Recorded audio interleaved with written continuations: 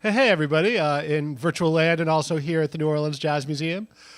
My name is David Kunian, and we are in the third floor venue of our lovely space in the U.S. Mint on the corner of Esplanade and Decatur in beautiful Nouvelle Orleans, which we're saying in French today because the French president is here, somewhere pretty probably close, or at least to maybe one of the other museums. But we are here to do a kind of panel discussion talk about the great Frederick J. Brown, of whom we have an exhibit downstairs.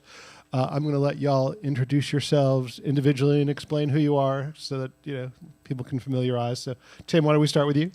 Hi, my name is Tim Francis. I'm actually a lawyer, but wear a lot of other hats. And my relationship to Fred Brown goes back about 25 plus years. And Fred and I work very closely together. I published a number of his works and gave him advice over the years, and to the extent that you can give Frederick Brown any advice. Hi, my name is Maya Taylor. I'm a choreographer, and my relationship to Fred Brown is, I guess, a few things: friend of the family, and then also I think I first met Fred when I was 12 years old, but we had his paintings in my house growing up, and that's pretty much it. Wow. How's it going, everybody? My name is Bentley Brown. I'm an art historian, curator, professor of art history at Fordham University, and I'm the artist's son. So that's my connection. I guess we're kind of talking about we want to talk about how jazz relates to Brown's work, and we'd start off as kind of a spatial device is what we're talking about when we're formulating this idea. I guess, can any of you speak to how does jazz relate to Brown's work? Go, Bentley, go ahead. Yeah, sure. I guess I can start. I mean, I think of jazz, so in kind of coming up to this talk, I was thinking about a quote from Michael Heller, where he says that, he's a jazz historian, where he essentially says that place is security and space is freedom. So to me, jazz for my father meant freedom, right? It meant space. It was ultimately a vocabulary with which to work. And he would probably say that it was really like the rhythm of his work as well.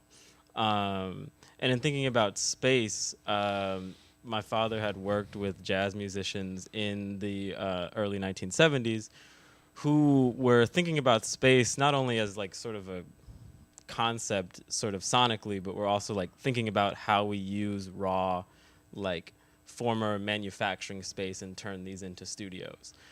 So I think jazz also has that connection as well as a former of space. So when I think about jazz, I think it's really space and freedom that I think about, like in connection to my father's work. Okay. Yeah, I can't remember a time when or where Fred wasn't listening to jazz. I mean, from Miles to Coltrane to Sonny Rollins to all of the really great jazz musicians. And I think Fred had a very unique way of channeling the spirit of the music and also the artists, because he was friends with them. And if you think about how music moves you, I mean, if you listen to hip hop, it might move you in a certain way, and depending upon the vibrancy and the beat, you'll have a emotional reaction to it. And that might impact your conversation with someone, as just like listening to symphonic music might give you an emotional reaction. So I think Fred's brushstrokes, his colors, his subjects, obviously, were all impacted by music because he listened to music when he painted. And so there was a visceral reaction, I believe, from Fred in terms of like, oh my God, it's Miles Davis. You hear that note, man? It's like, let me just go put this little spot right here. I mean, I think that's the rhythm and spirit of how Fred painted, and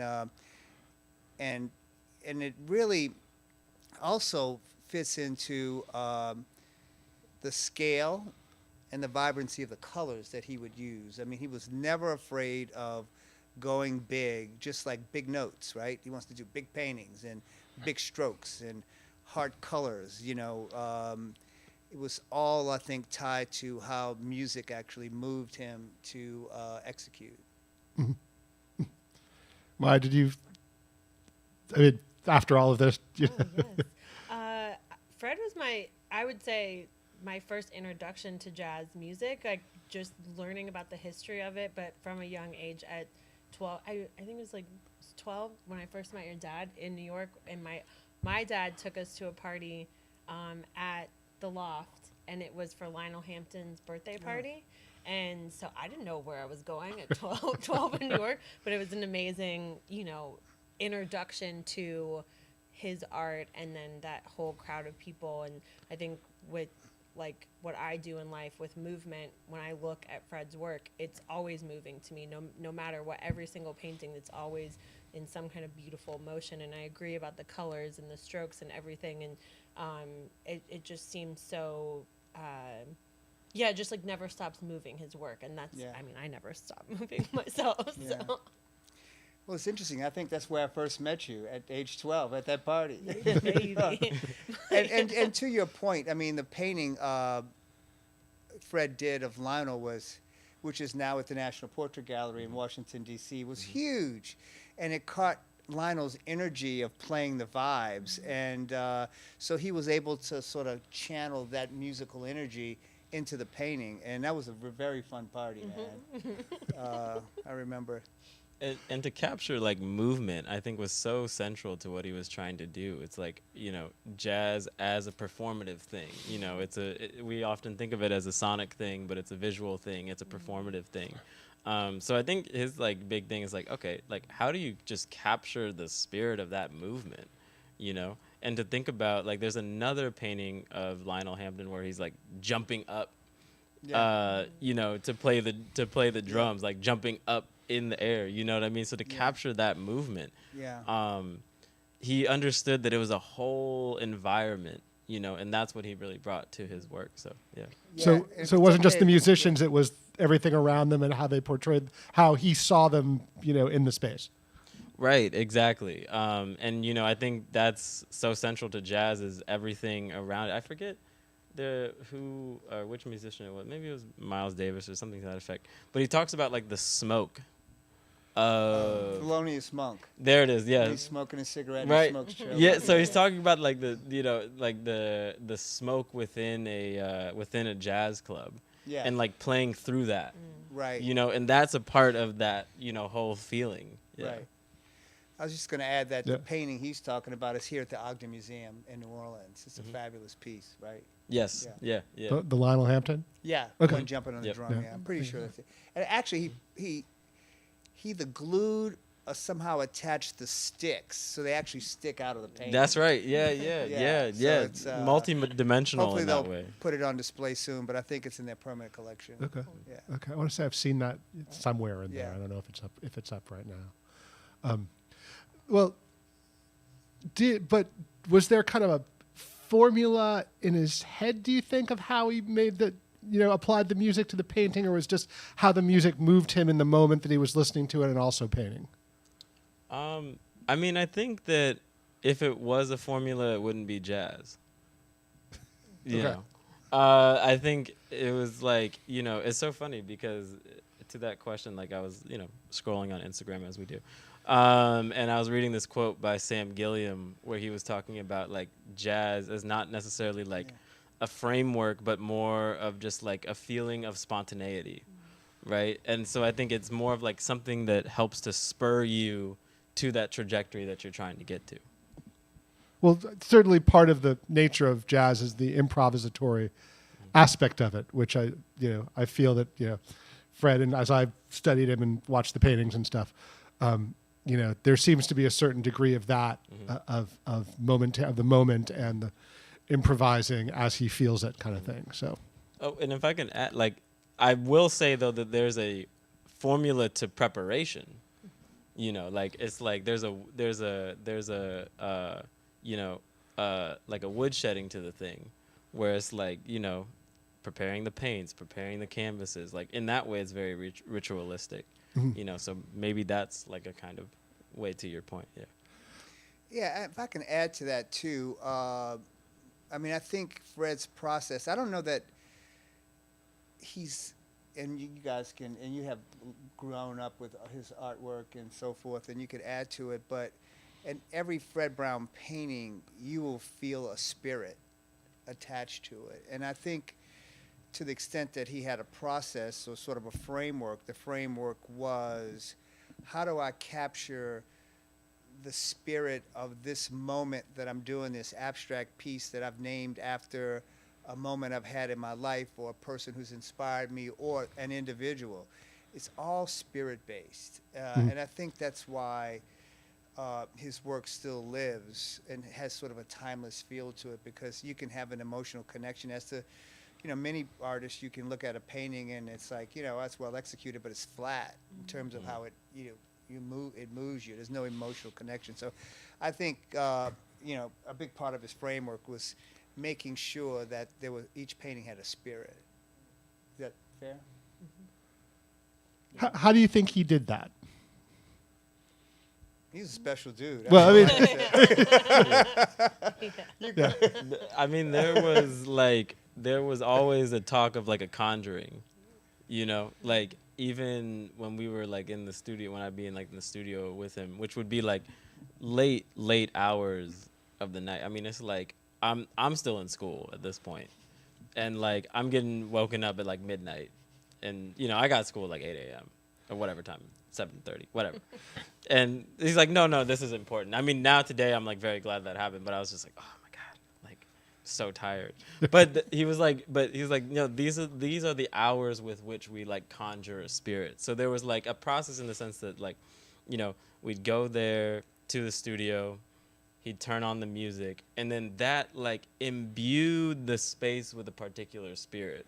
So then the task was, how do you get that spirit into this canvas? In other words, like, how do you make that moment live on just beyond that moment?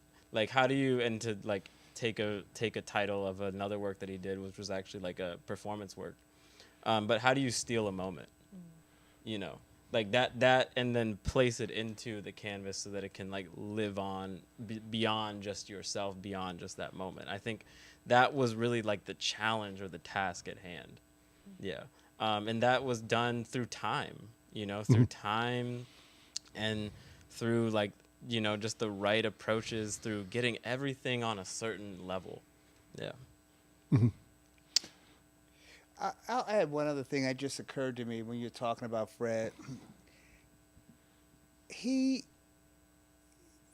lived with an incredible amount of pressure to be successful and to be acknowledged and to be respected, and certainly was, you know, painting in New York in the 70s, 80s, 90s at a time where, you know, black artists just weren't getting their due or getting sort of, you know, the recognition they needed. I mean, there was a few folks around that time, Basquiat and some others that, you know, because of connections, you know, was sort of anointed. But Fred put himself under a tremendous amount of pressure to always be the best, the biggest, to have, you know, the biggest, the first show in China, the first thing here and the first thing there. And it was like, I think that pressure drove him to, I don't want to say madness, but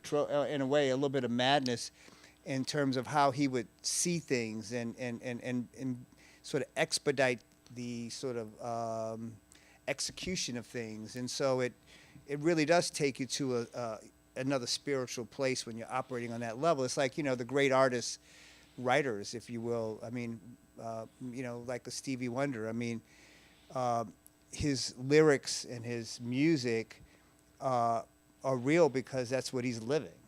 Mm-hmm.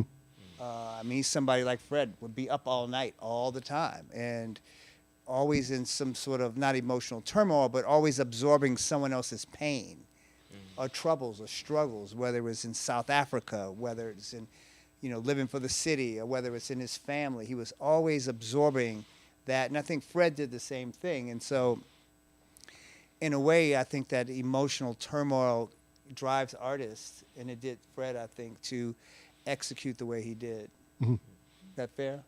Yeah. Yeah. No. Yeah. Absolutely. Absolutely. I think it's like the pressure of the thing, and I think it also had like, and just thinking about like my family's own experience, it forced you to believe beyond your circumstances. Yeah.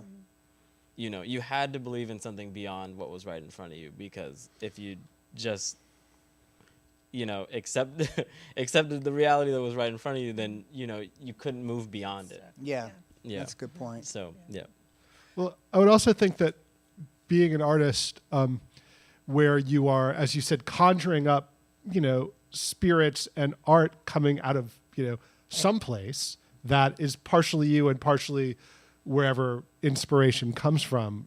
Also, you need to be able to see beyond what is right in front of you. Yeah.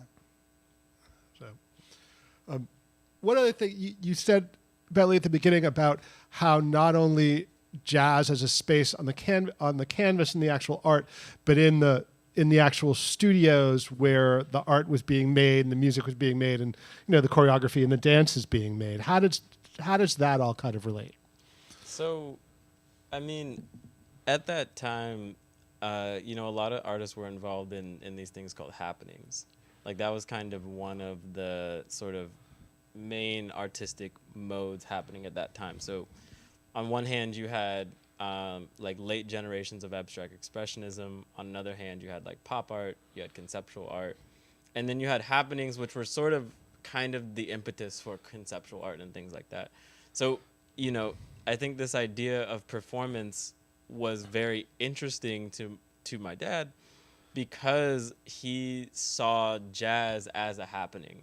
Like he saw he was very interested in the improvisation of jazz, and like how can you make that like 5-dimensional, and he had an example in Ornette Coleman, who was already doing that type of labor. He had a loft space, and actually like the person who's really been on the forefront of this is Brent Edwards, so shout out to Brent Edwards. But he had a loft space called Artist House, where he had this whole multidisciplinary type of performative thing happening. So I think for my father, he saw that and wanted to sort of think about ways to expand upon that. Now, a large part of sort of moving into dance was also the fact that my mother is a dancer, and so he started incorporating that more when they got together. Okay.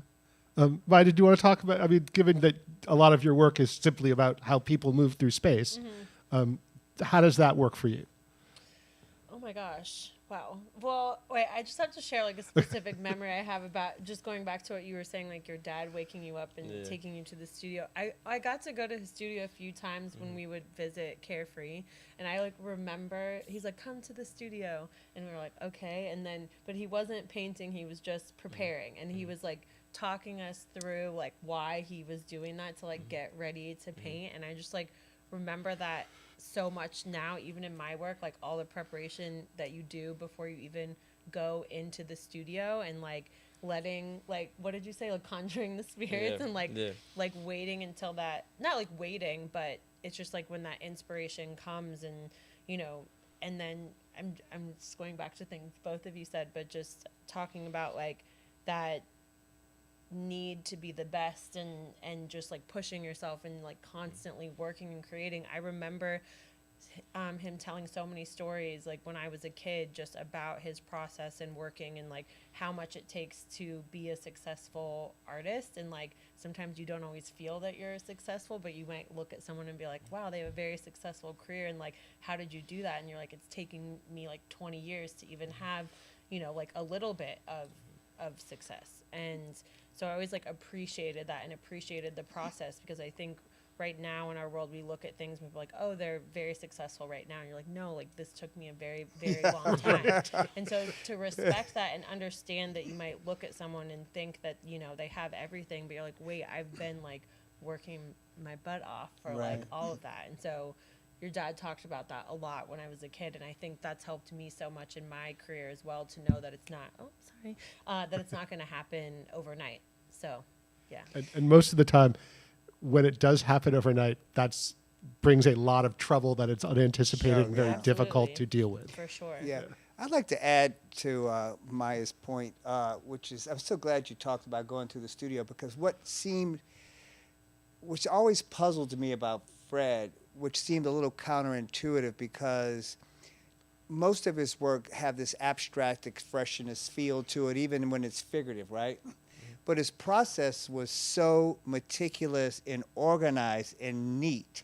And he wore his white coat, and everything was just right. And, you know, I'm glad you brought that up. So it's like, and then he goes and he hits the paintings, and it's like a mess. Not a mess, but I mean, it's just like organized chaos in a way.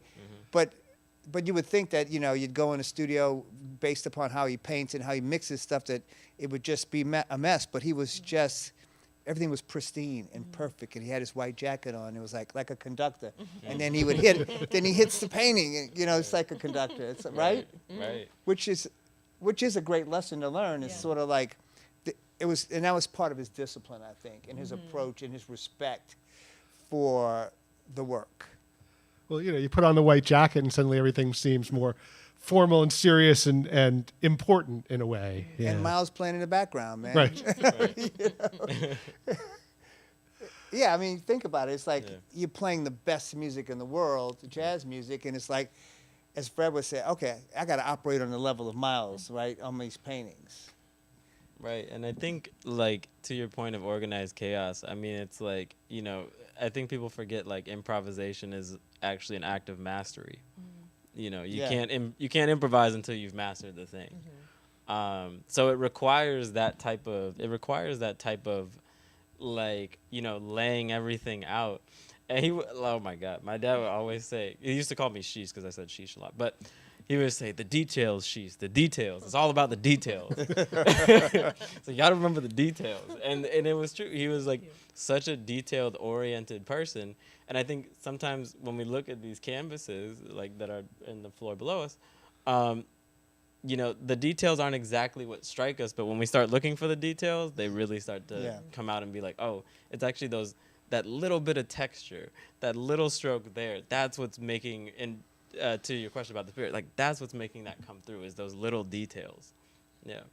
Well, when I look at the paintings, that I do see, you know, not only it's a great combination of like attention to details, and yet also attention to grand concepts and grand, you know, even just large swaths of paint, you know, that are in the portraits, and yet there's details. And I was thinking in certain, I'm trying to remember who it was, but in one of them, several of them, the eyes, the details in the eyes are amazing, and yet there's also huge swaths of paint that, you know, are grander than that. So it's a great, he has a combination of both that I think really makes the paintings speak. Yeah, and on the eyes, I think he always wanted you to feel like you were looking into somebody's soul when you looked into the eyes of his paintings.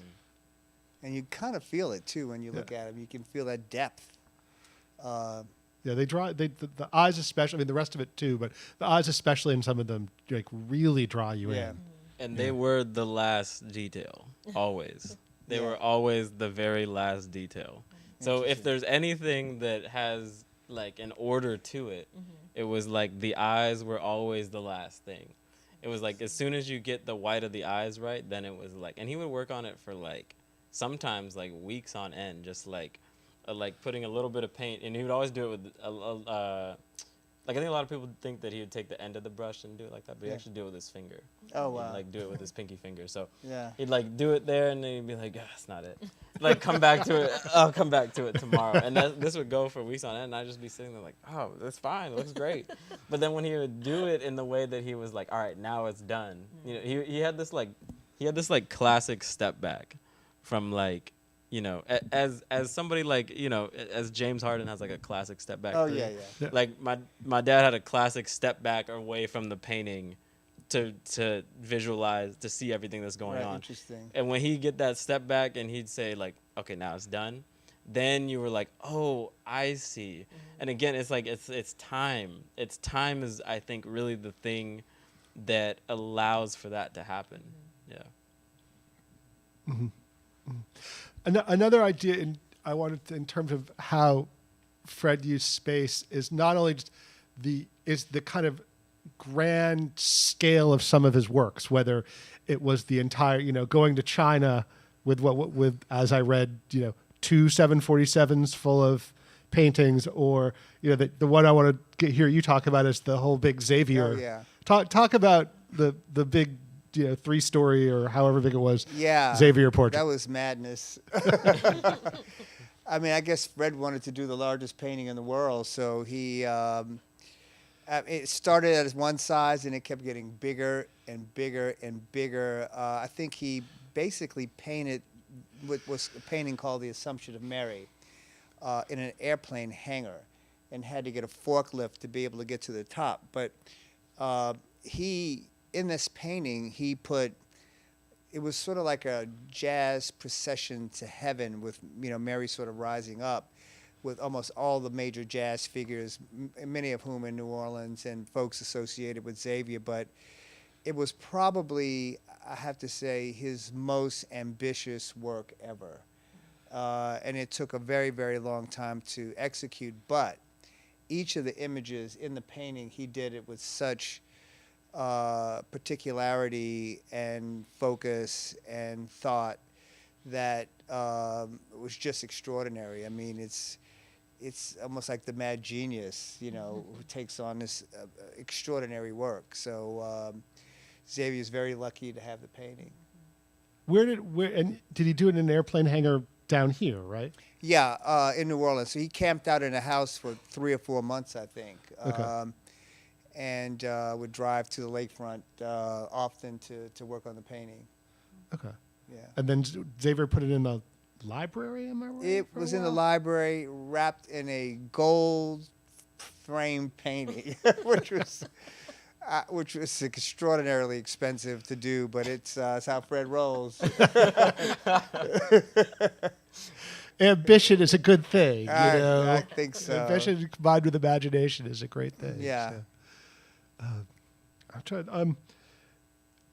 And also in terms of space, going back to the kind of the idea of the studio, he was part of the whole, with Ornette and the Artist House and other folks in that neighborhood of New York, both artists and musicians were using these kind of industrial, large, open spaces for studios and for shows. Am I right? Yeah, that's exactly. I mean, it was, to make a long story short, essentially, there was supposed to be a large highway that went through Lower Manhattan. That ended up, activists pushed back against that, and they ended up winning that battle. So what it left was a large area, sort of like abandoned. And so it kind of, what happened was artists began sort of like either being allowed to be in those spaces, but more often than not started squatting in those spaces. And it kind of allowed for your work to be as big as you wanted it to be. One thing that had sort of happened before that, to this point about happenings, was an artist named Alan Caprow, who is seen as like the father of happenings, has said like anything can be art. He made, and in particular what he was referencing was Jackson Pollock's studio. And he was actually like, the amazing thing about Pollock was not his work, it was actually the environment he created around his work. And he was also like, the thing about Pollock is that he wasn't painting, he was dancing. He was dancing to Bud Powell. He was dancing to Count Basie. And so in that way, it was the performance of art, right, that became the next thing, as Alan Caprow was sort of like preaching from his pulpit. And so I think artists really took that message, and then they started creating a lot of these sort of alternative spaces. Because museums weren't really taking this work on. How do you take on, at that time, the question was, how do you take on performance work? Like, how are we supposed to do this? So what they ended up doing is creating these whole environments. And so the jazz musicians began to like really take this kind of like disorganized practice of happenings and started like formalizing it through the music. And I think my father was really of the generation that was working within that vein. So I think that's sort of how performance and space was working in his work, was the formalization of this notion of like happenings or creating an environment. So it was like, you know, back to this notion of creating like these large, my dad always had these like schemes or what have you, these plans, right? And so the thing was, it was like, okay, we're gonna like have the jazz band, we're gonna have, dancers, and then we're also gonna have the paintings as well. And that's gonna be like an organized happening. And so I think that was the movement that he was really a part of, and that was the innovation of those group of artists. Mm-hmm. Mm-hmm. When he moved out of New York, did his sense of the music and did his sense of using space in the music, did that change at all, given his new environment? So I think it was a challenge for him, right? Because you're moving away from the center of the art world. In other words, you're moving away from the pulse, right? So the question was like, how do you create this pulse in the desert? Literally. You know, so I think it took him a while to sort of get acclimated, but you know, the thing about that movement in Soho and Lower Manhattan is that it was all about taking space, reclaiming it, turning it into something else, right? And thinking about just one of its immediate sort of offsprings being hip hop, right? Hip hop was all about, and well, still is, about reclaiming space, turning it into something else. So this idea of taking a space and turning it into something that could be creatively productive, he carried with him. And so while it took him a moment to get acclimated, like he really did that. And I remember one space in particular that was crazy. It was like a huge warehouse, literally 10,000 square foot warehouse. And he just like cut out like a center place of it, but then like built a loft in the middle of the warehouse. It was crazy. And but the thing is that it's like it's actually a question of like, how do you look at a space and imagine that it can be this, right? Like, I think that was what allowed him to sort of be able to take that and kind of place it anywhere. And I'll just give you one more example. So another artist who was a part of this movement, Tony Ramos. Oh, yeah. He now lives in Provence, and he took like a 16th century farmhouse and turned it into like a loft studio. And this is like falling apart 16th century loft or farmhouse, turns it into a loft studio. Another person, Gregoire Mueller, like took this old cigar factory and turned it into like a 5-story residence and studio. So these people were like, they knew how to do that. They knew how to just like imagine something that beyond like what's right in front of you. And then the commercial world follows. Right. Right. Exactly. Then it's like the lofts downtown. Right. Take your condo now. We're suing you to get out. Right. The movie Get Out had a lot of meanings, right? Get out. Right. No, literally. I mean, that was what happened next, right? Yes, what he got. That's true. Was the removal from that space, and what I think many folks haven't thought of as, and what it really is it's black removal, right? So yeah. Yeah, because when those folks, had these spots and made them cool. I mean, it's a story of gentrification everywhere. Make them cool, and suddenly the folks with money want to be close to the coolness. Yeah, right. So yeah, I mean, this loft was at 120 Wooster between Prince and Spring, right? Like the heart of Soho, 5,000 square foot loft. Everybody was hanging, and he had rent control, right? So Dior wants it. What do? They sue you out of there. I mean, I'm not saying Dior did it. But they might be an accomplice. But actually, Maya, I had a question for you. So, because I was there but too young to have a memory of it. What was your memory of it being so young? Oh my gosh, of the loft space? Yes. I mean, I think I only went there for that party because I don't think that, and that was my first trip to New York ever. I just remember it being very large, and there were so many people, and just like the energy of it was just like, I feel not like a tornado in a bad Yeah. way, but it was just like Yeah. always moving, and there were so many conversations, and like I feel like your dad was such an amazing storyteller. And I just remember as I was growing up, and every time he was in New York when I was training for dance, we go out to dinner with my dad, and he would just tell stories about the loft in Soho and what that was like. And I wish I had been alive during that time period. Like, I always say that, and like been an artist in that time period, because you can do anything you want now, but then I feel like everything, like, as they say, like, world was your oyster. Like, you could create anything.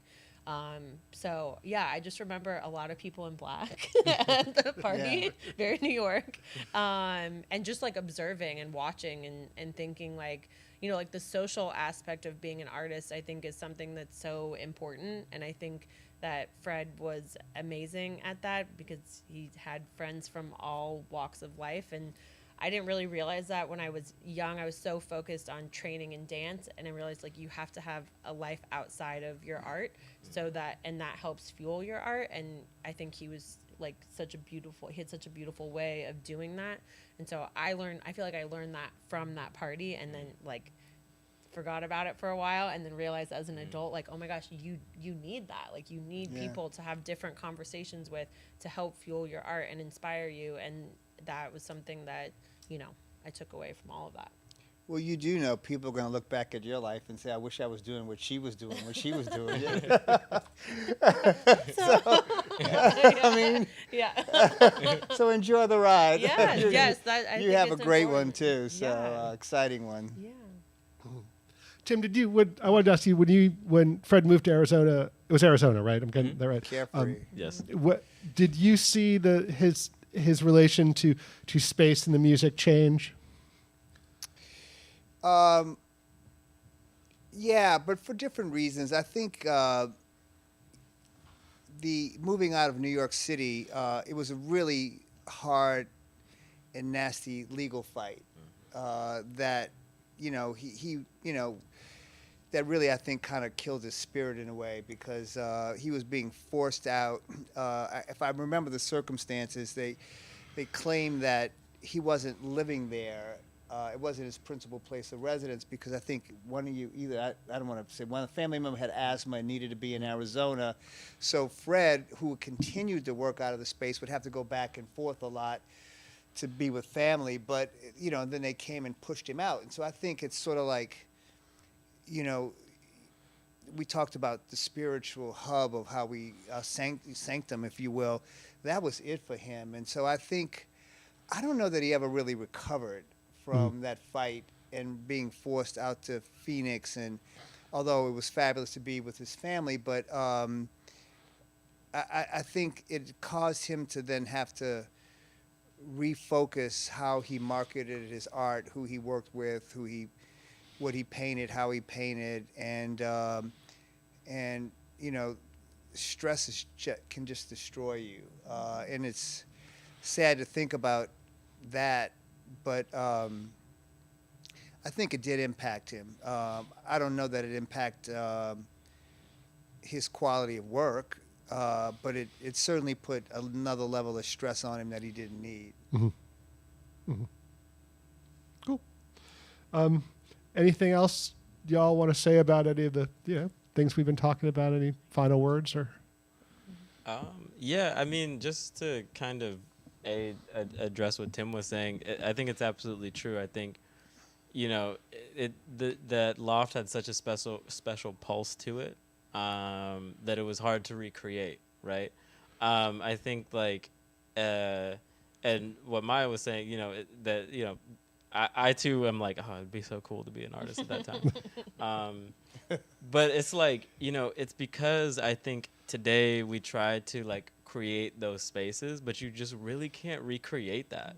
Right? I mean, that was I feel like I've been saying happenings a lot, but that was the whole point of the happening, is that it was a moment and then it's gone. Right? So it's a very hard thing, very, very hard thing to capture. But what I will say is that for me, the impact of my father's work is that it created a space where anything that you could dream, you could make possible. Yeah. you know. And I think he really truly believed that, and not only just believed that, but fostered a way for those that he was supporting to also believe that and live that. Yeah. And that like happens through the work.